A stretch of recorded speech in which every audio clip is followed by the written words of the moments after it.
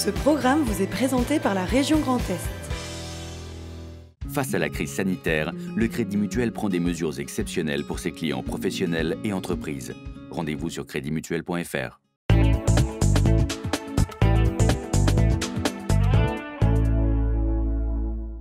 Bonsoir à tous et bienvenue sur Alsace 20. Nous sommes ensemble pour une nouvelle semaine et dans cette prochaine demi-heure, nous allons revenir sur ce premier concert post-confinement qui s'est tenu ce week-end à la laiterie à Strasbourg avec un public à bonne distance et masqué.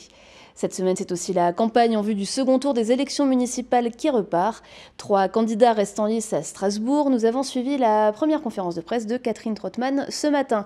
Et puis du sport également au programme ce soir avec les handballeurs de Sélestat et la gymnaste Aline Friss juste après le journal. C'est l'un des premiers groupes à remonter sur scène et en public depuis 3 mois. Les Strasbourgeois de Lire le Temps se sont produits à la laiterie ce week-end. Un moment très attendu par la poignée de spectateurs, malgré les règles assez strictes. Un reportage de Cécile Motz. Voilà plus de 3 mois que les Strasbourgeois n'étaient pas venus à la laiterie.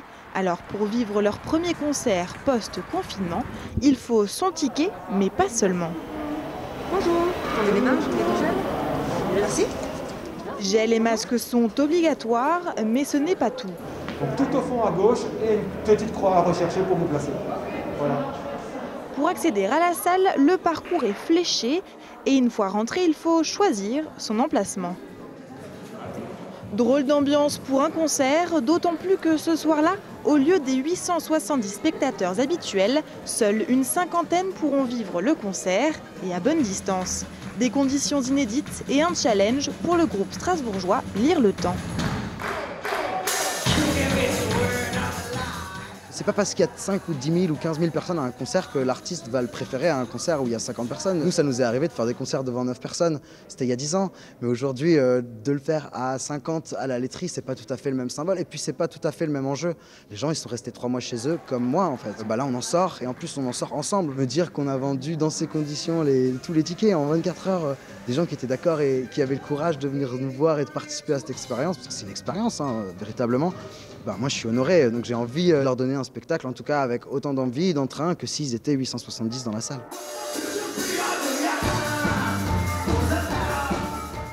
À la laiterie, une soixantaine de concerts programmés pendant le confinement ont dû être déplacés entre septembre et décembre.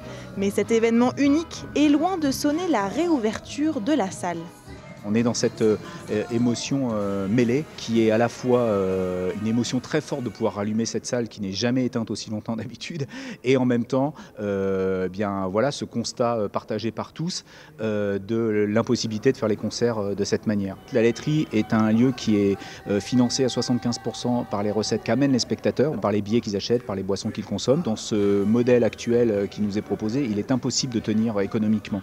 Mais ce n'est pas le seul paramètre. Nous, ce qui nous intéresse aussi, c'est notre raison d'être qui est d'amener des gens à se réunir dans un lieu pour y vivre une émotion artistique qui s'y incarne collectivement.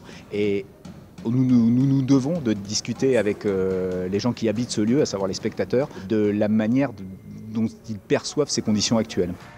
Comment organiser la rentrée, des concerts à nouveau à décaler? Beaucoup de questions se posent, mais lorsque la dernière note de musique résonne, la salle semble quasiment unanime. Ça fait juste super du bien de revoir des concerts en live, vraiment. J'avais hâte de vivre cette expérience, surtout après 3 mois sans concert et avoir vu beaucoup de dates de choses que j'avais envie de voir qui s'étaient annulées. Et franchement, c'était une expérience exceptionnelle. J'ai vraiment adoré ce concert. C'est l'un des meilleurs que j'ai fait cette année, malgré les circonstances, peut-être même grâce aux circonstances, je sais pas. Et finalement, ça a donné une autre expérience, donc c'était vraiment très intéressant. Je dirais pas à revivre, mais en tout cas pas négatif. Généralement, il y a un peu la chaleur humaine de la fosse qui donne vraiment une impression de concert. C'est dur de retrouver une ambiance de concert normale et festive en fait. À la fin du concert, il faut tout désinfecter et laver. Et pour garder un souvenir de ce moment, la salle a fait signer une affiche aux spectateurs. Moment quasiment historique puisque ces Strasbourgeois ont participé à l'un des premiers concerts post-confinement de France. À moins de 3 semaines du second tour, la campagne des élections municipales redémarre donc avec un nouvel invité, le coronavirus. S'il oblige les équipes à revoir leur façon de faire campagne, puisque la distanciation sociale et le masque rendent meeting et tractage plus compliqués, l'épidémie a aussi laissé sa trace sur les programmes. À Strasbourg, 3 candidats restent en lice, Jeanne Barséguian, Alain Fontanelle et Catherine Trottmann. Notre journaliste Adrien Laby a suivi la première conférence de presse de la candidate du Parti socialiste ce matin. Retour en campagne pour l'équipe socialiste. Ce matin, Catherine Trottmann et quelques-uns des membres de la liste Faire Ensemble Strasbourg s'étaient donné rendez-vous au Neuhof pour présenter leur programme en vue du second tour des municipales. Conséquence de la crise sanitaire, les urgences sociales et économiques sont au cœur des annonces. Soutenir les entreprises, soutenir les commerces de proximité, faire en sorte aussi que la relance des chantiers profite des solutions qu'on va rechercher pour mieux adapter le logement, passer à la résolution de la précarité énergétique, le soutien aux commerçants, c'est les bons d'achat, c'est la possibilité aussi d'intervenir par un fonds de dotation sur la question des loyers. Voilà quelques-unes des mesures que je souhaite mettre en place, mais j'irai immédiatement chercher aussi des financements européens, des financements nationaux pour pouvoir soutenir à la fois l'objectif social, le développement des chantiers d'insertion, mais en même temps aussi l'objectif économique. L'écologie n'est pas non plus oubliée. Ainsi, Catherine Trottmann souhaite poursuivre la mise en place de la zone à faible émission sur le territoire de l'Eurométropole. Barre au centre pour le camp socialiste où l'on espère incarner une voie médiane entre la liste écologiste à gauche et l'alliance de la droite avec Alain Fontanelle. Je pense que mon projet peut réunir Strasbourg. Les Strasbourgeois ont besoin de se réapproprier la ville et ils ont besoin de retrouver de la fierté et de l'attractivité pour Strasbourg. Et donc, je pense que je peux, avec mes compétences et avec le fait que je peux, dès le 29 juin, travailler tout de suite aux solutions d'urgence, je peux aussi immédiatement m'adresser et porter, je dirais, répondre à cette attente des Strasbourgeois. Avec 19,7% des voix au premier tour, Catherine Trottmann avait créé la surprise en se plaçant en 3e place. Pour ce second tour, où le jeu des alliances et la crise sanitaire ont rebattu les cartes, l'ancienne maire de Strasbourg espère de nouveau tirer son épingle du jeu. La vie reprend dans les commerces. Quelques 3 semaines après la réouverture de la plupart d'entre eux, l'heure est au premier bilan. Avec Pierre Bardet, directeur général des vitrines de Strasbourg, il est au micro de Lionel Augier pour le grand format.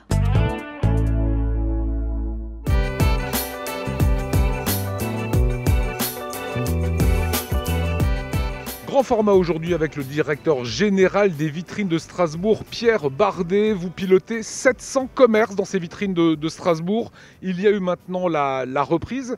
Comment vous avez œuvré pour que cette reprise prenne et marche ? Mais écoutez, pendant le confinement, on a régulièrement soutenu et aidé les commerçants par des distributions de masques alors que certains magasins n'en trouvaient pas.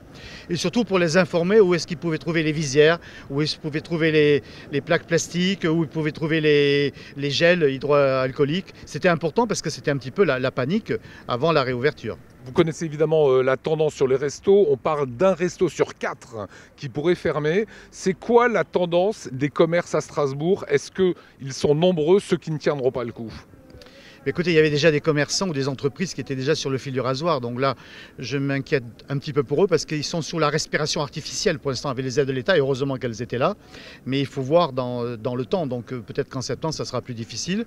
Il faut rétablir la confiance pour les consommateurs. Donc il va falloir faire de la communication. Je crois que tous les commerçants ont mis en place des mesures rassurantes avec les masques, avec les gels. Et ça, c'est très important. Après, c'est comme une fusée à 2 étages.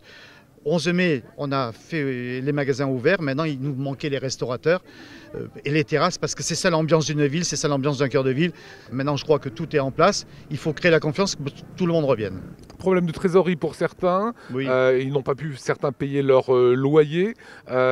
C'est fréquent. Vous avez entendu ça ? Alors, il y a des commerçants qui sont en négociation. D'ailleurs, on avait demandé au maire de faire une lettre puisque c'est vrai que la ville a exonéré des loyers pour ceux qui sont locataires de la ville, mais ça ne représente qu'une partie des commerçants. Donc nous, on veut une égalité. Donc il y a un courrier du maire et on encourage les bailleurs. Il vaut mieux qu'ils perdent 1 ou 2 mois de loyer que de perdre des mois parce que si le magasin est fermé, ils ne sont pas prêts de le relouer tout de suite. Ceux qui ont tiré leur épingle du jeu durant le confinement, c'est ceux qui ont fait du click and collect? Alors bien sûr, c'est parce que c'était important et de garder le lien avec les consommateurs. Ça, c'était essentiel. Après, à l'ouverture, ce qui a marché énormément, c'était les magasins pour enfants. les chaussures pour enfants, parce que les enfants avaient grandi par rapport à la précédente. Ils étaient impatients parce qu'ils avaient mal dans les chaussures. Donc les chaussures pour enfants et les vêtements pour enfants ont fait un carton dès le confinement. On faisait la queue. Autre carton, ce sont les ustensiles de cuisine. Oui, parce que les habitants enfermés ont appris à cuisiner, même ceux qui n'avaient jamais fait la cuisine. Le mari, la femme ont appris à partager avec les enfants. Et donc les ustensiles de cuisine marchent très très fort. Il y a eu moins de clients, forcément. Est-ce que le panier moyen a changé? Ce qui est impressionnant, c'est le panier moyen qui a presque doublé. Un tiers de plus ou presque doublé. Donc beaucoup moins de clients, mais le chiffre d'affaires à peu près maintenu. Alors c'est pas comme l'année dernière, mais à peu près maintenu grâce à la hausse du panier moyen. Ça veut dire qu'on se fait plus plaisir, on dépense plus d'argent quand on va dans nos commerces? Oui, parce qu'il y avait cette frustration d'être enfermé, quelque chose que l'être humain n'a jamais connu. Et donc, ils avaient besoin de se faire plaisir en attendant de pouvoir partir en vacances. Donc là, c'est se faire plaisir personnellement. 2 questions encore. Les soldes qui ont été repoussés au 15 juillet, bonne chose? Très bonne chose pour permettre quand même, vous savez, il faut quand même payer les employés, il faut payer les loyers, donc il faut quand même une marge. Donc c'était important que les soldes soient repoussés au 15 juillet. Ça n'empêche pas qu'il y a quand même des promotions avant, comme il y a toujours eu. Donc quelques promotions et les soldes qui démarrent le 15 juillet pour 4 semaines. Dernière question, on sent le frémissement, il y a beaucoup de gens ici sur ce marché place Broglie. La suite, vous la voyez comment, Pierre Bardet? Mais moi, je vais être positif. Ce qui nous manque à Strasbourg, puisqu'on est une ville frontalière, c'est l'arrivée des Allemands. Alors les Français vont acheter certains produits, mais il nous manque les Allemands pour certains produits. Donc on attend avec impatience et on fera une grosse campagne de communication en Allemagne pour revoir nos amis allemands qui viennent chez nous. Et c'est important parce que vous voyez qu'on parle toutes les langues étrangères tous les ans et que là, on parle que français actuellement. Et tout de suite, c'est l'heure de l'image du jour, Oliviane. Ils ont enfin pu réouvrir et sont heureux de vous le faire savoir. 18 hôteliers du pays de Ribeauvillé et Rigvire ont voulu réagir ensemble, de la Windstube à la prestigieuse Auberge de Lille.